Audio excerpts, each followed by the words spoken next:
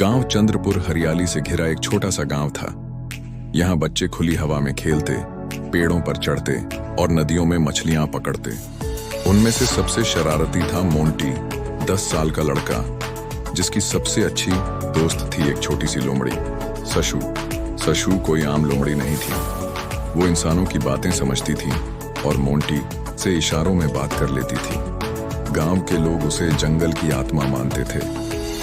एक रहस्यमयी रात गांव के पास वाले पुराने जंगल से अजीब सी आवाजें आने लगीं, जैसे कोई रो रहा हो, कोई पुकार रहा हो।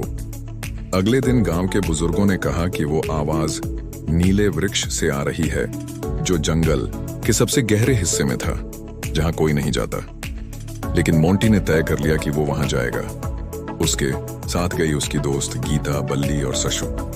चारों छुपते छुपाते जंगल के भीतर गए। रास्ते में उन्हें घायल पक्षी मिले, सूखे पेड़ और अचानक ठंडी हवा, जैसे कोई उन्हें रोकना चाहता हो। प्रकृति का संदेश जैसे ही वे नीले वृक्ष तक पहुंचे।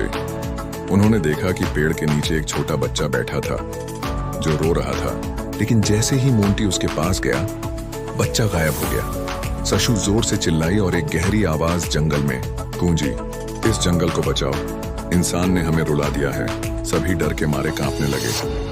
लेकिन तभी नीले वृक्ष की जड़ें हिलने लगीं और एक पुराना पत्थर का दरवाजा खुला। उसके अंदर था एक प्राचीन मंदिर, जहां जंगल के देवता की मूर्ति थी, जो टूटी हुई थी। सच्चाई का खुलासा, गांव के लालची जमींदार ने मंदिर तोड़ा था ताकि वहां खदान खोदी जा सके।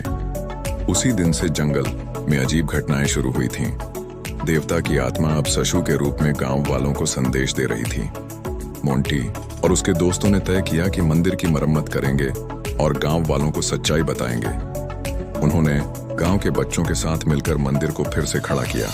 अंत में जब मंदिर पूरा हुआ, जंगल की वो रहस्यमयी आवाजें बंद हो गईं।